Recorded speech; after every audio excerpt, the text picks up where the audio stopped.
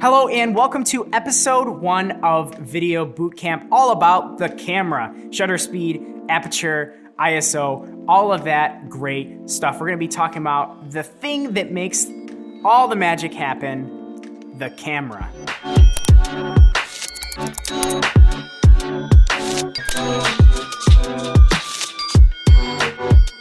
So this is episode 1 of Video Bootcamp. This is going to be a long running series on this channel. If you don't know, or if you want to be introed, you can watch the intro video right here, or it's the first video in this playlist. So in this one, we're going to be talking about the camera. We're not going to go into the history, only the practical knowledge of what you need to know to start off. So cameras see the world in a different way than humans do. They see it through this weird robotic fashion, right? Everything is very mechanical.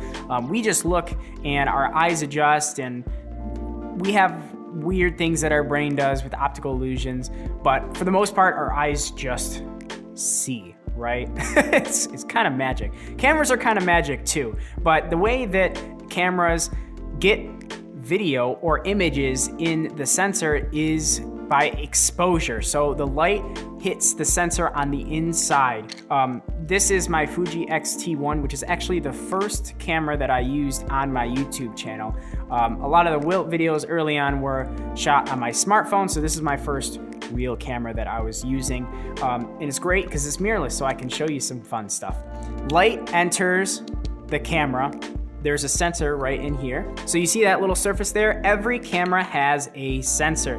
That sensor records light that is hitting it, like the color information and everything like that, and produces an image on your memory card or whatever else. Exposure is the measure of how much light is getting to that sensor, and it's measured in stops. One reason I really like Fuji cameras is that they actually have a little dial. So Fuji cameras have a dial for exposure. It's measured in stops right here. So essentially, 0 is perfectly exposed. There's little technicalities about it, but for now, 0 is perfectly exposed. Going up 1 stop is overexposed. -1 stop from 0 is underexposed, meaning that you have too much light or you have not enough light. And due to the mechanical nature of how cameras see, we have to be very mindful of the environment we're shooting in. We've all tried to take pictures at night and you get all this little fuzziness, or it's not sharp and it's very soft. You don't get a whole lot of detail, or if it's too bright out, it's like, oh my God, I can't see anything. It's too white. We've all seen exposure and used exposure, whether you know about it or not. Being mindful of the environment is the first step. The second step is what we can do with the camera, the controls that we can alter to control how much light, how much exposure we're getting from the camera. The first control on a camera to control how much light is hitting the sensor and controlling our exposure is the shutter speed. Back in the day when we were using film cameras, technicians and engineers needed to find a way to cut off the image so that they could replicate what the camera was seeing and what reality was showing us into a film to be projected, and so that humans could perceive motion. That's a very fancy way of saying that video that we see, every video that you see is just a series of images and in a frame rate. So how many times an image per second is shown so that we perceive motion. How does shutter speed relate to motion? The faster the shutter speed, the more crisp action will be, the more crisp your video will be. So the shutter is going really fast right in front of that sensor. The slower the shutter speed, the more motion will blur and everything will kind of blend more together. The shutter is operating much slower in front of the sensor than at the faster shutter speed. Shutter speed is measured in fractions. So if your shutter speed is set to 1/60th, that means it takes 1/60th of a second for the shutter to block the sensor. If you're shooting at 1/120, that means it takes 1/120th of a second for the shutter to block the sensor. So 120 is a faster shutter speed than 60.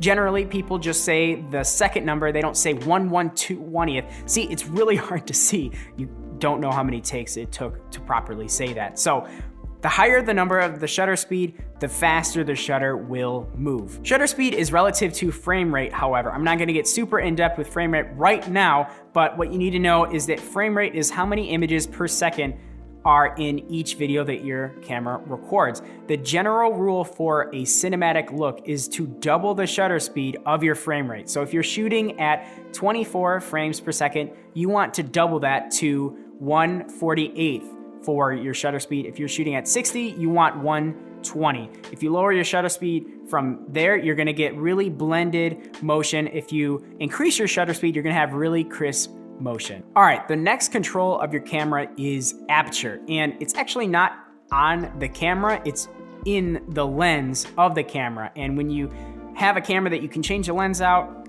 it's a technicality, but it's a control of the camera to control how much light is getting into the sensor. In order to show you aperture, I'm actually gonna grab this camera. This is an Olympus OM1. It's been sitting in the backdrop of my set for a little bit. This is an SLR, a single lens reflex camera. And it's film, so it's got 35mm film in there. It's nice because I don't have a DSLR, which is basically a digital version of this, which essentially means that there is a mirror on. Oh look, you can see me. That's funny. Yeah, you can actually see me through the viewfinder. Wow, that's kind of cool. So you can see with an SLR, there's a mirror here that flips up to expose the sensor or the film to the image being shown. And you can actually see that the mirror is used for the viewfinder when I cover it up. So I'm not actually gonna open that mirror because there's film in here because I'm currently shooting with it. But the reason I brought it out is because of this lens. I can show you what the aperture looks like, which is essentially the opening on the inside of the lens. The smaller the opening, less light hits the sensor. A larger opening means more light is hitting the sensor. This is with the aperture wide open, and now I'm gonna close the aperture to a smaller, and you can see how small that opening gets. So less light coming in, more light coming in.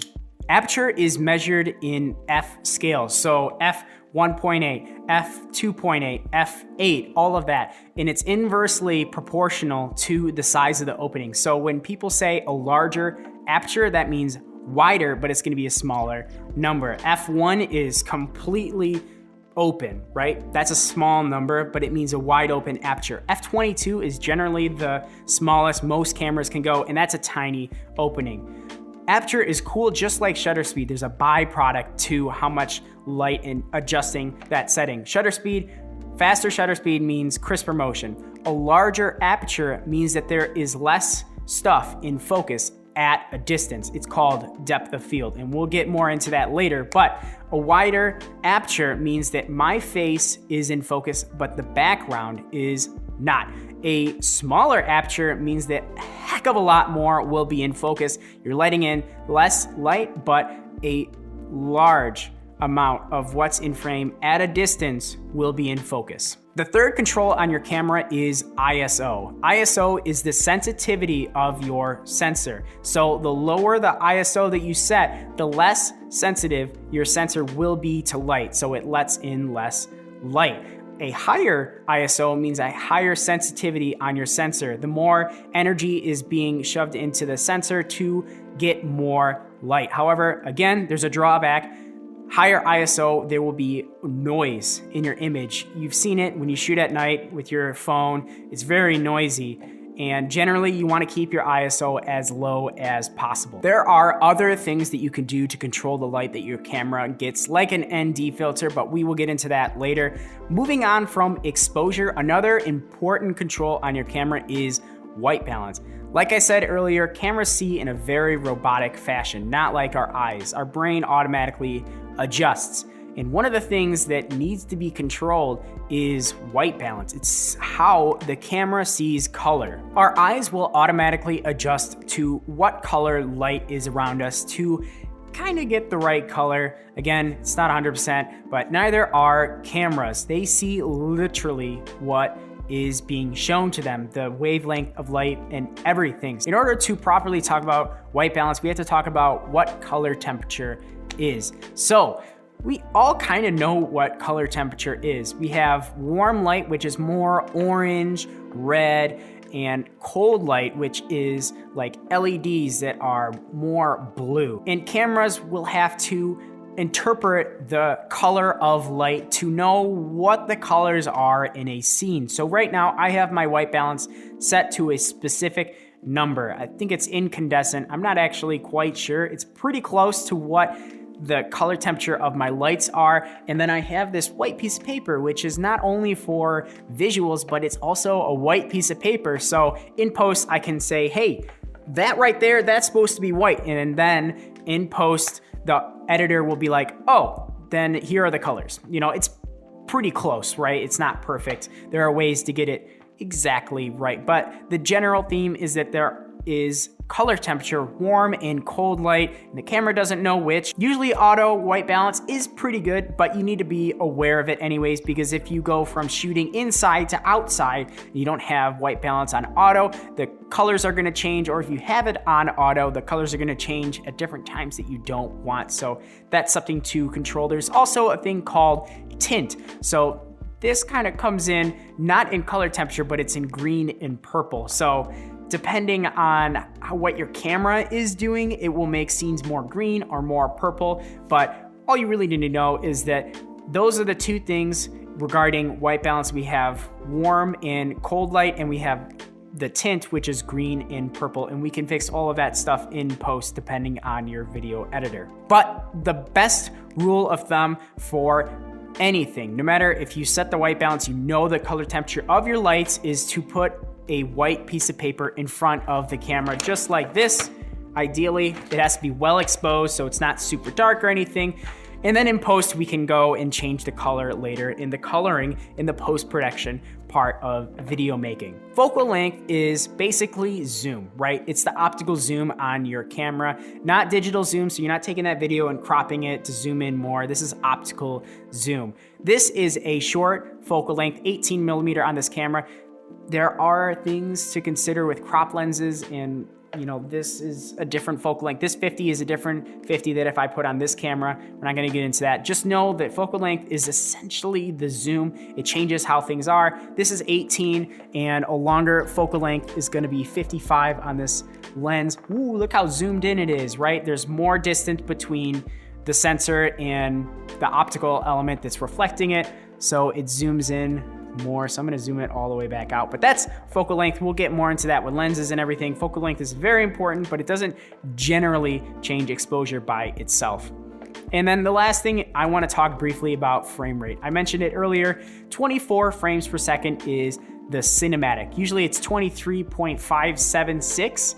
It's not exactly 24. I don't even know if I got that right. If I got that right, I'd be pretty impressed. 24 frames is cinematic. And then if you wanna go extra cinematic, you wanna double that frame rate to get 48 shutter speed. So that practically means that if you wanna shoot cinematic, the shutter speed is locked in, the frame rate is locked in, and you have control over the aperture and the ISO for your exposure. And if you want the really shallow depth of field, so you want, you know, the nice creamy background, unfocused, that cinematic look, everyone wants a super wide aperture, you have one thing to control your exposure, which is ISO right on the camera. And that's why people get ND filters, which are basically sunglasses for your lens to control how much light is coming in. Again, we'll talk about that more in depth. 60 frames per second is good for all around use. If you want like really crisp action, like you're gonna go and shoot like this, I don't know, science experiment, and so you want more frames, you want more detail in the motion, 60 frames is good. Again, you probably wanna have 120 for that. A lot of my YouTube videos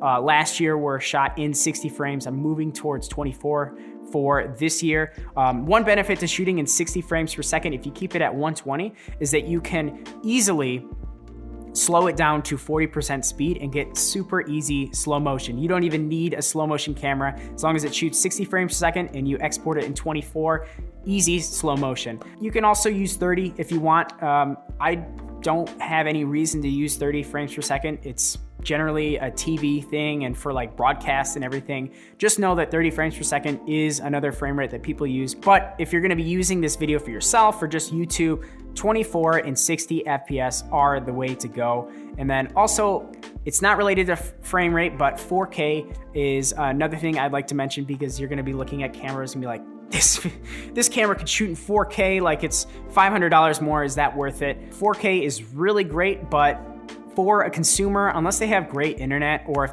they have a 4K TV, it's useless, right? 4K can only be viewed on a display that is 4K resolution, so you need a 4K TV or a phone with a high resolution. And then it's also bigger video files. So like I'm shooting in 4K at a really high bit rate, so there's a lot of information being recorded per second, and I basically can shoot 45 minutes, and that's like 120 gigabytes. So 4K, bigger file sizes, more resolution. When you're starting off, not as necessary. As the years go on, today is, mid-February 2020. So in 5 years, 4K might be the standard for like TV and everything. But right now, don't worry about it too much if you're starting out. It's not as important as you think. So that is the first episode of Video Bootcamp on the camera. If I missed something or if you want clarification, go ahead and leave a comment down below. Subscribe if you want more of Video Bootcamp. If you're logged into the playlist, the next episode on the production process will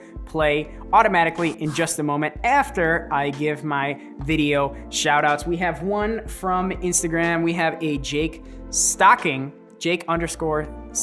that said, "This is my reply for my shout out.